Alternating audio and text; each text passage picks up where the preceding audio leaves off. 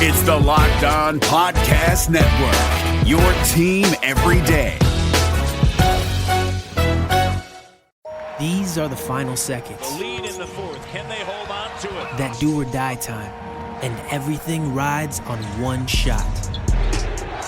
But it isn't going to be that easy. And it's a one-point game. This is down to the wire. They're going to try the three-pointer tonight. One shot to take you to the top. One winner. This is clutch basketball.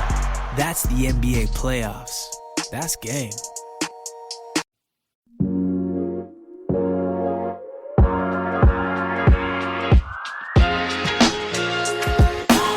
You are Locked On Angels, your daily Los Angeles Angels podcast. Part of the Locked On Podcast Network, your team every day.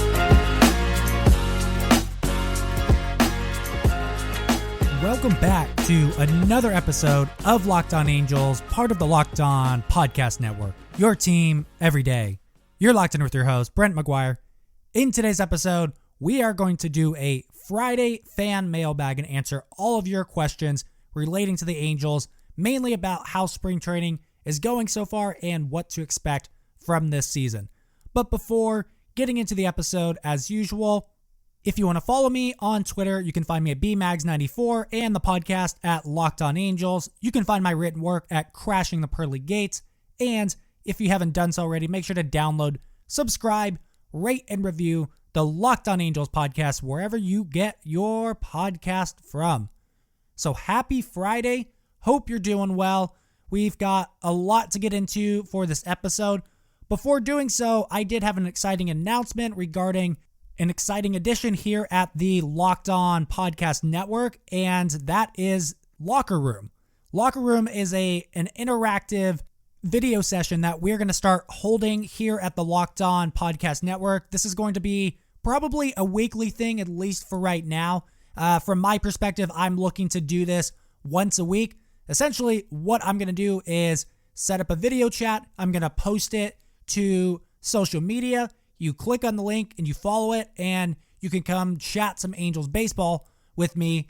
Not really sure how long these sessions are going to be yet. I'm going to kind of work through this. It's going to be literally a work in progress as I figure out what the best setup for this is. But I am going to host my first one today. As you're listening to this, I'm going to host it at 5 p.m. Pacific time. So I'm going to drop that link on my Twitter at bmags94, and you can find that at the podcast Twitter account as well. From my understanding, you have to be an iOS user to use it on your phone, but you can also utilize it on your desktop. So if you click the link while you're on your computer, you should be able to follow it. I'll let you into the chat room and we can go from there. Again, this is a very brand new thing. I fully expect there to be some technical difficulties and issues on the first session, but we're going to work through it. So if you're looking to chat about some Angels baseball for a little while, make sure to head over, find my Twitter page, find that link, and we will talk up some Angels baseball. But let's get into this episode. So we're going to get into some mailbag questions from you, the fans, but there were a couple of things I wanted to touch on regarding the Angels. The first one is the starting pitching performance. The last couple days have been pretty darn good. We saw Jose Quintana have another strong outing on Wednesday night. He has run up his scoreless inning streak to 9 2/3 innings. In that span, he's allowed 3 hits. He struck out 11. He has walked 6 batters, so that's something to include in there as well. But yeah, Jose Quintana's looking good. The reports about him are pretty encouraging so far. Apparently, his fastball is kind of sitting in that 92 to 94 range. That's basically right in line where he's been at in the past, so good sign from him. And then Andrew Heaney looked very good on Thursday's outing. He struck out 8 batters in 5 innings. All of those strikeouts came in the first 4 innings. Had very good fastball command, curveball command. Stuff is looking good. Again, we don't want to get too far into the numbers per se, but it is encouraging to see both of these guys throwing well so far this spring. They're going to play a pretty pivotal role in what the Angels do this season. But we've got that out of the way. We're going to dive into some of these fan mailbag questions, and we only got a handful today, so I am going to spend a lot of time on one specific one. And let's start it off with this one from Eric Alejandro asking, how do you see spring training coming along? Something feels different about this team, like there's a spark in it to the point where they're making us expect them not to start their usual slow start. So I want to spend some good time answering this question because I do think it's an important one. I think it's one that we often think about, and it's always very difficult to tell in spring training. Again, I've been on the record, probably annoyingly so at this point, about spring training stats, the numbers, the record, all that stuff, not really holding much predictive value. But that doesn't mean that you can't take some lessons and be encouraged by certain things that happened so far in spring. So, for example, the Angels scored 17 runs the other day.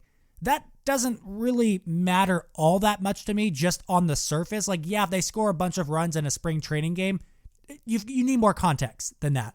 It's important to recognize who was in the game, at what point, who the opposing players were on the opposite team, all that kind of stuff. And to me, just looking at the runs scored or the record by itself, like just in isolation, doesn't really do much for me. But on the flip side, when we're talking about individual performances just based on how they look, if they're doing something different that they hadn't done in years past, that matters to me. So, you know who I'm probably talking about. Again, Shohei Ohtani. What he's doing is important. That definitely changes the perspective on how you should approach the season with him, because coming into spring training, we were concerned about the injuries, the down performance last year. Well, it looks like those things are behind him. So that's important.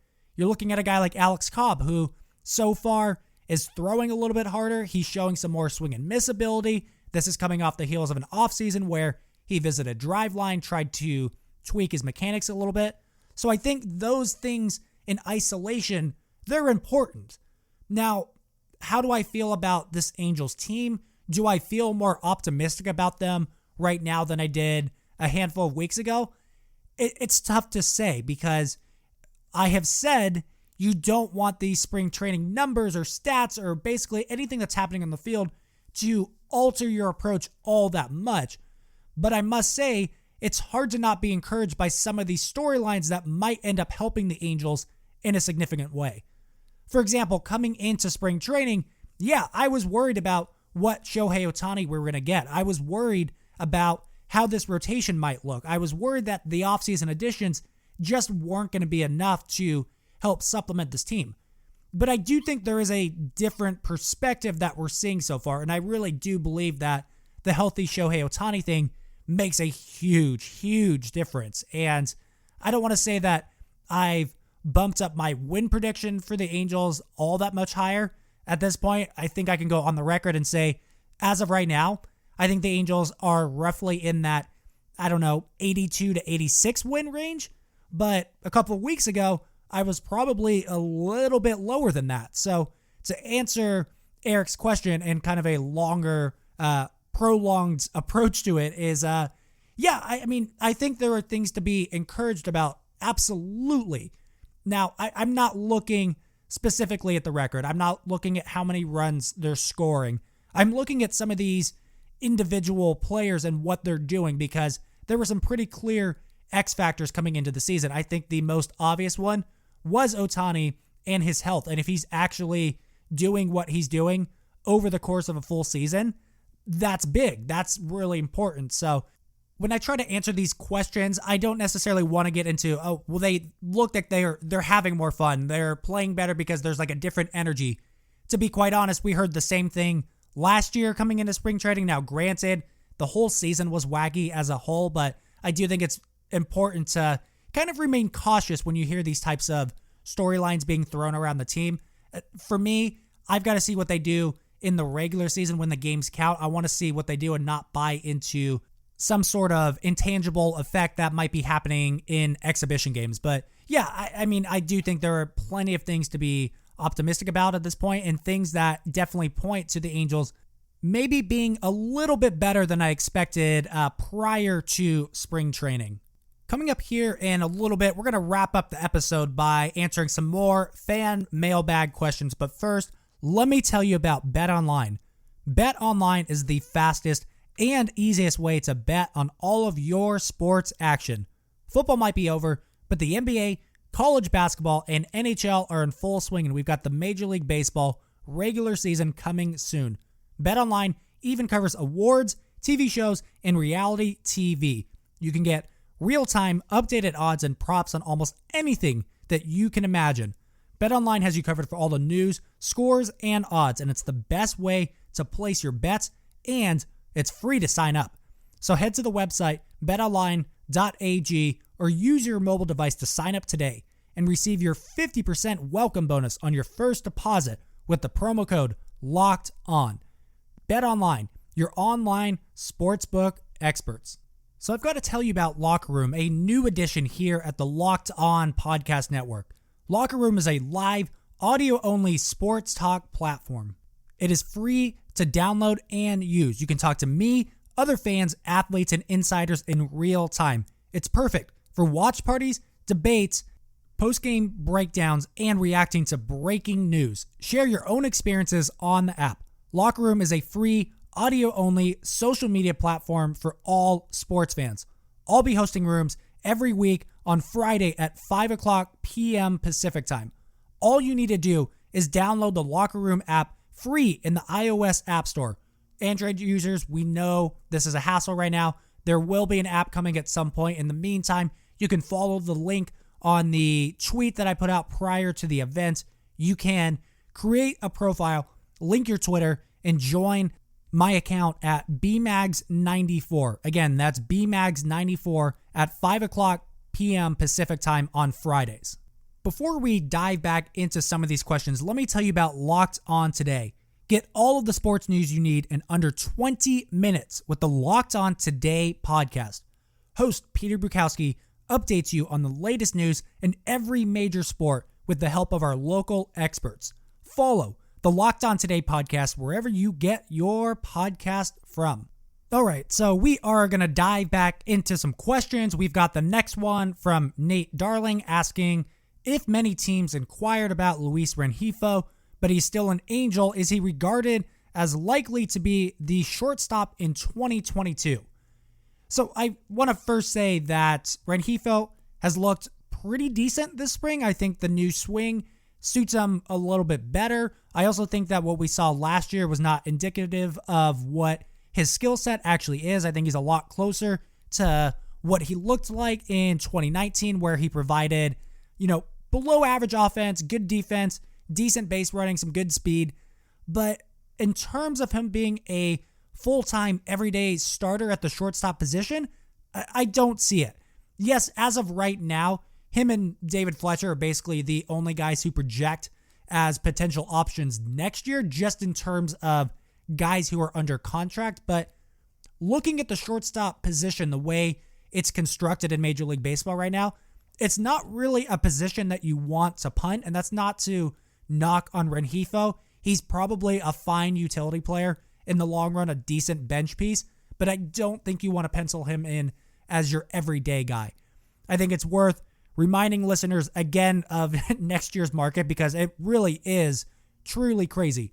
Unless things change in terms of extensions and new contracts, next year's free agents include Francisco Lindor, Trevor Story, Javier Baez, Carlos Correa, Corey Seager, and that's not even mentioning two recent Angel shortstops in Jose Iglesias and Andrelton Simmons. So it is a very, very good group. And yeah, based on the fact that the Pujols contract is coming off the books next offseason, the Angels really do like to make that big splash. I would not at all be surprised if one of those guys ends up with the Angels. So this is kind of going in a different direction from the original question about Rengifo, but I don't see him being the long-term option at the position. I really do think that there's going to be a big move for one of those premier shortstops next offseason. And our last question that we got is from Imran asking, it seems like Fowler is just keeping the seat warm for Adele and he will eventually take over, but how much do the Angels believe in Upton, and could Adele potentially take over in left field if Upton continues his play from last year. Maybe even Marsh and Adell in the corners this year? ? So I think the answer for this is basically what you just said, Imran, and that is they're going to try to just get by with Upton, Fowler, Lagares, Taylor Ward, that kind of combination until Joe Adell and Brandon Marsh are ready. Now, in terms of that being a feasible strategy for a team that's trying to win right now, there is some pretty clear risk involved.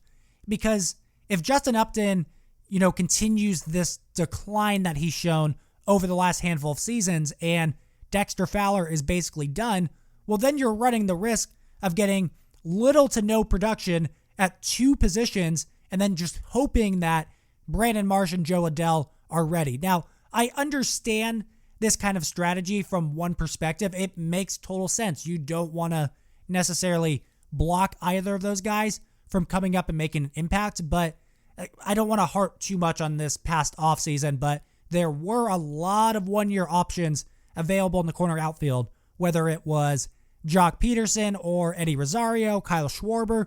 Any of those guys kind of made more sense, in my opinion, than Dexter Fowler did. But look, just looking at the options that they have right now and how it's going to shake up, it's really hard to tell. The thing that's working against the Angels with this scenario is the minor league season is not starting until early May.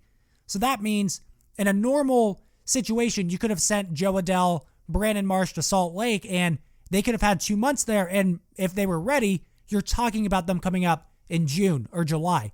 Instead, you're talking about the season starting a little bit later, which means it's very unlikely that we see either of those guys in Anaheim until at some point around the All-Star break, maybe later in the season. And that's if things are going well for them. So I think their strategy is pretty obvious, and it's like we're talking about right now. I think they are just hoping that they can squeeze out a little bit more from Justin Upton and Dexter Fowler, Juan Lagares, and get some decent production from those guys. And then at some point later in the year, you can get Adell, Marsh, one of those guys, both of those guys up in the major leagues and have your outfield set for the next half decade or so. But again, there is a lot of risk in this scenario. I understand kind of what they're going for, but I must say I do have some concerns about what might happen. But to kind of end this little segment on a positive note, Justin Upton has looked a lot better this spring. Looks like the power that he showed at the end of last season is kind of returning a little bit. He looks to be a little bit healthier. Dexter Fowler, really hard to tell. I've been on the record of saying that I think he's kind of done as a useful player, especially as an everyday player.